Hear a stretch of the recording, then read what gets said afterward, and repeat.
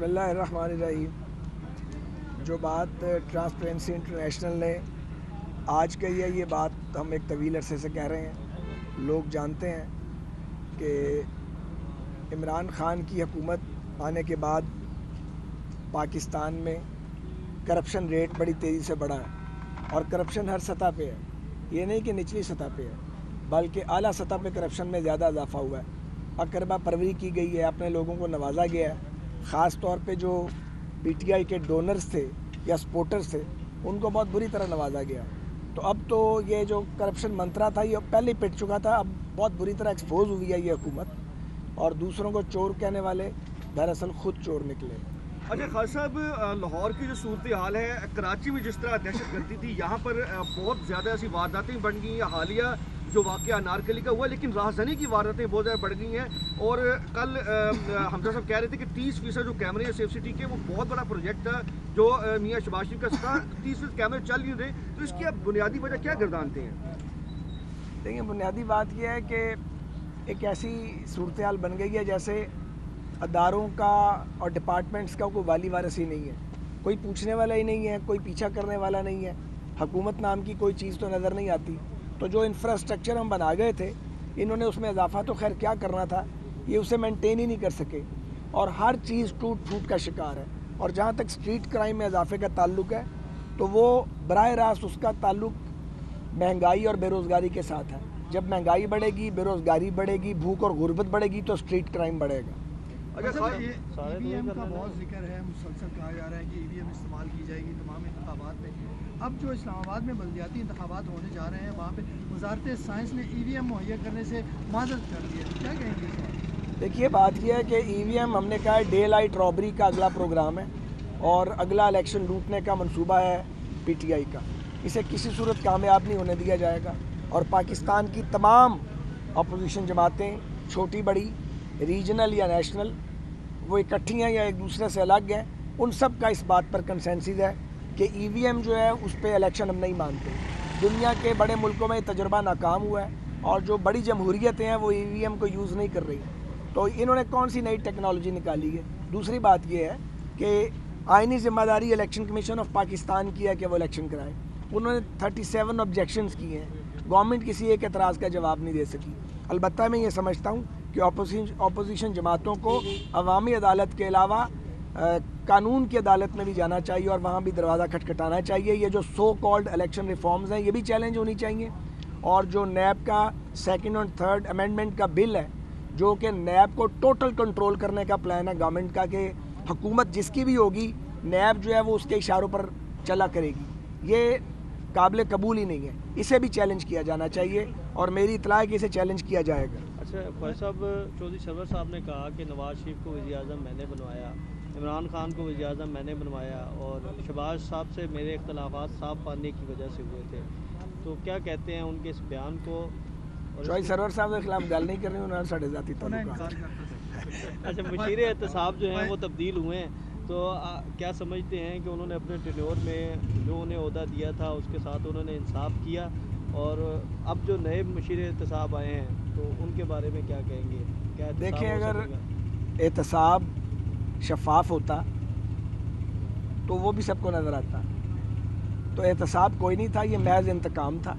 वैसे पाकिस्तान में एहतसाब का नारा हर दौर में लगा ही इंतकाम लेने के लिए है। तो ये बदतरीन सियासी इंतकाम था जो इमरान ख़ान के दौरे हुकूमत में लिया गया है और लिया जा रहा है, जिसके नतीजे में हम यहाँ अदालतें भुगत रहे हैं।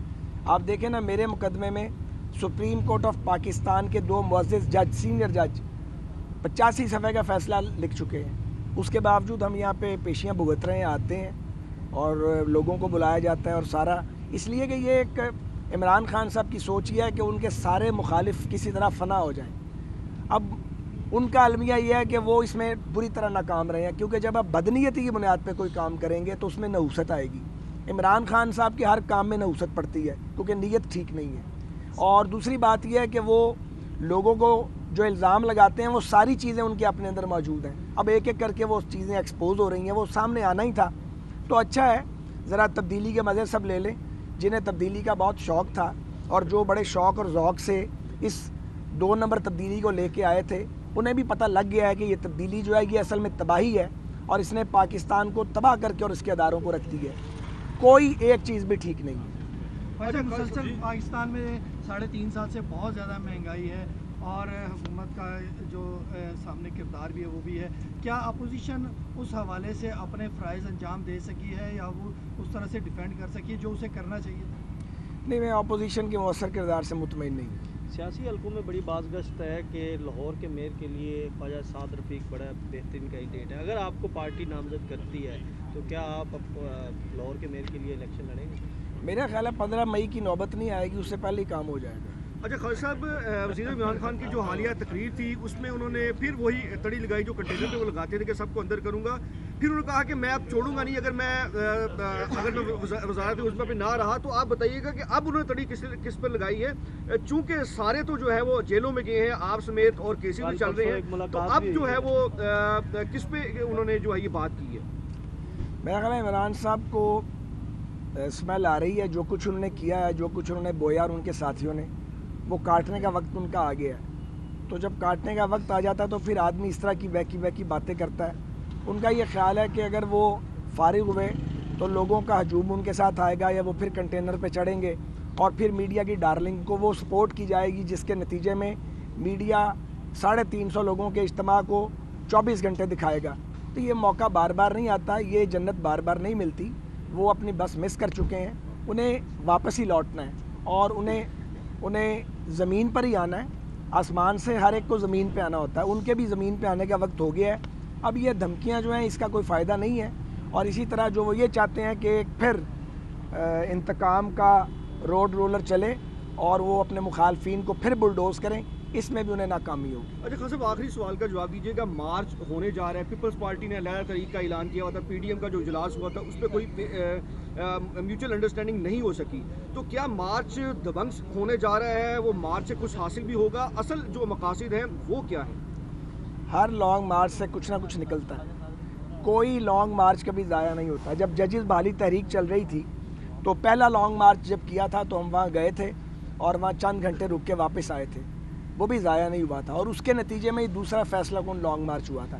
اس لیے میں یہ کہتا ہوں کہ, اور میں یہ سمجھتا ہوں کہ اپوزیشن کو اپنی سرگرمیوں میں اضافہ کرنا چاہیے اور سڑک کے اوپر اپنی ایکٹیویٹی کو بڑھانا چاہیے, کیونکہ لوگ حکومت سے سخت تنگ ہیں اس کی پالیسیوں سے. لیکن حقیقت یہ ہے کہ لوگ اپوزیشن کے بارے میں بھی کہتے ہیں کہ وہ افیکٹو اپوزیشن نہیں کر رہے ہیں. اب بھائی ہم تو جیلیں کاٹ آئے ہیں, جرم بے گناہی میں اپنے کاروبار بھی تباہ کروائے ہیں, لمبی جیلیں بھی کاٹی ہیں. تو میں یہ سمجھتا ہوں کہ پاکستان کی اپوزیشن پارٹیز کو زیادہ مؤثر کردار ادا کرنا چاہیے تاکہ نجات ملے لوگوں کو اس نحوست سے جو قوم پہ مسلط کی گئی ہے. اور میں یہ بھی کہنا چاہتا ہوں کہ جب یہ مرحلہ آئے تو ہم توقع کرتے ہیں کہ جو طاقتور حلقے ہیں اب وہ نیوٹرل رہیں گے اور ماضی کی طرح کوئی جانبدارانہ کردار ادا نہیں کریں گے. بہت مہربانی.